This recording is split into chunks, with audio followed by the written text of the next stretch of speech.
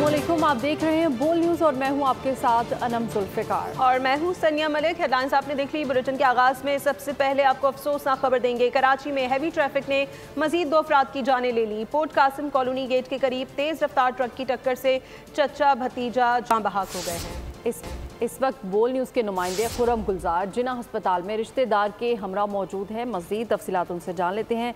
जी खुरम गुलजार, बताइएगा।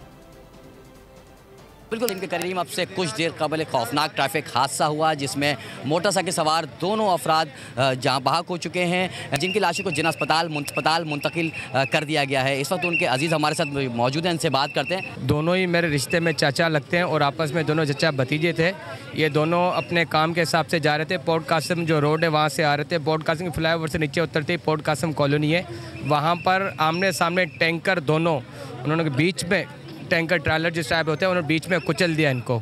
अब वो कहने का मतलब है हर महीने के अगर आप रेशो देखा जाए 200 प्लस 300 प्लस कराची शहर के अंदर रोज़ ये वाक़यात हो रहे हैं। और वो वाक़यात की वजह क्या है? Tanker mafia.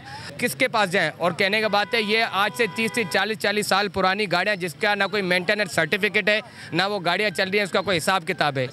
जो शहरी इस दौरान जाँ बहक हुए 3 माह 25 रोज़ के दौरान जो शहरी जाँ बहक हुए उनकी तादाद 94 तक पहुंच चुकी है।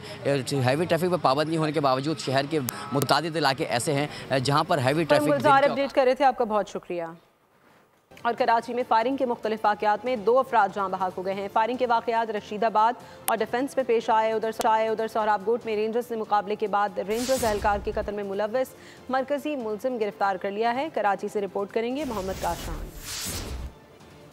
कराची में जराइम का सिलसिला थम न सका। बल्दिया रशीदाबाद में नामालूम मुल्जिमान ने 63 साल राशिद शरीफ नामी शख्स को कत्ल कर दिया। पुलिस के मुताबिक मकतूल के सर पर 2 गोलियां मारी गईं। मकतूल से बज़ाहिर कोई छीना छपटी नहीं हुई है। दूसरी जानिब डिफेंस फेज 7 में सफा यूनिवर्सिटी के करीब फायरिंग से मुदस्सर रियाज नामी शख्स जाँ बहक हो गया।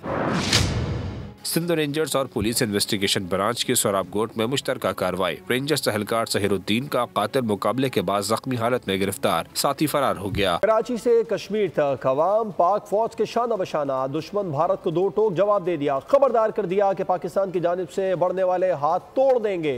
शहरियों ने पाक फौज को मुकम्मल हिमायत की यकीन दहानी करा दी।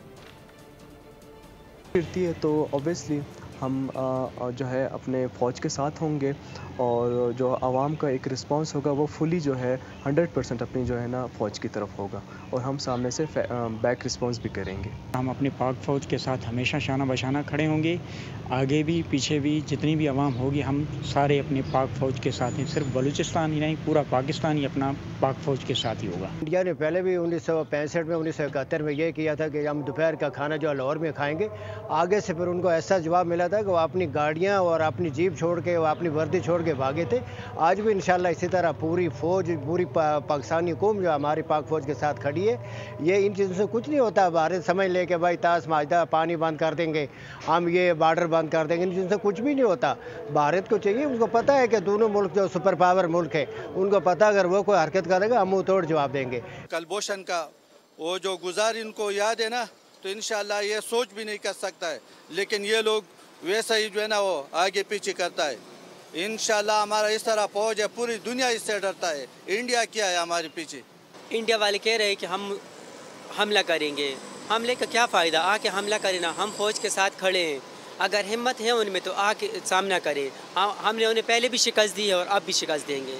इंडिया तो जो है ना वैसे बढ़ के मार रहे हैं और कर कुछ भी नहीं सकते है। अगर जो है ना इतना उसमें गैरत है तो मैदान में आ जाए, समझ गया ना।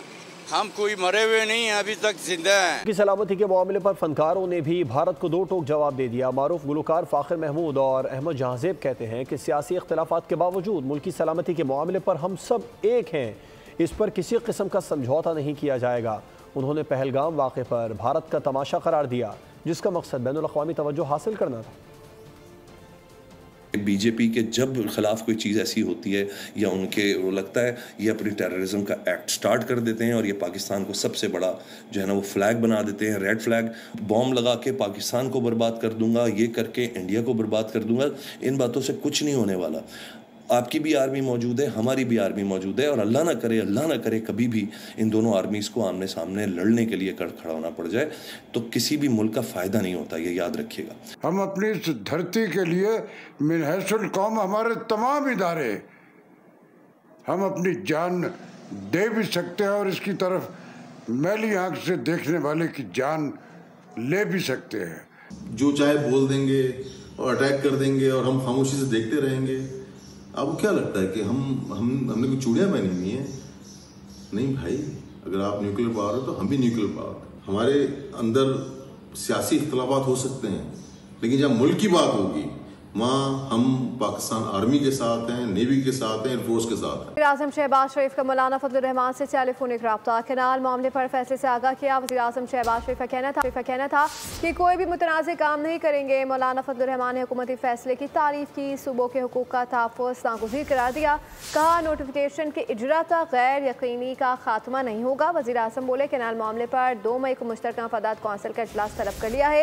उन्होंने मौलाना फजलुर रहमान को खाने की दावत भी दी। वज़ीर आला सिंध सैयद मुराद अली शाह ने कहा है कि सदर आसिफ अली जरदारी के पास अप्रूवल देने का मैंडेट नहीं है। हर वो मनसूबा जो सिंध के लोग नहीं चाहेंगे, चीफ मिनिस्टर समेत पीपल्स पार्टी के तमाम रहनुमा उसकी मुखालिफत करेंगे। जरदारी के पास वो अप्रूवल देने का कोई मैंडेट ही नहीं है, कोई पावर ही नहीं है कि ये नहरें नहीं बनेंगी जब तक पीपल्स पार्टी है। चेयरमैन बिलावल भुट्टो जरदारी ने प्राइम मिनिस्टर को कहा था ना कि मैं लोगों के साथ खड़ा हूँ, प्राइम मिनिस्टर आपके साथ खड़ा नहीं हो। कई दिनों से सड़कें बंद हैं, हम वो नुकसान उठा रहे हैं, लेकिन कोई कोर्सिव एक्शन नहीं ले रहे। हर वो मंसूबा जो सिंध के इंटरेस्ट के ख़िलाफ़ होगा, जो सिंध के लोग नहीं चाहेंगे, पाकिस्तान पीपल्स पार्टी और पाकिस्तान पीपल्स पार्टी का नॉमिनेटेड चीफ मिनिस्टर उस मंसूबे की शदीद मुखालफत करेगा। अगर ये हो गया, अगर वो हो गया, अभी भी लोग कह रहे हैं कि जी कुछ और हो गया, तो भाई ऑप्शन तो ओपन है ना हमारे पास सारे। हमने तो अपने पत्ते खेले ही नहीं अभी। सब्सक्राइब करें और बेल दबाएं ताकि कोई खबर रह न जाए।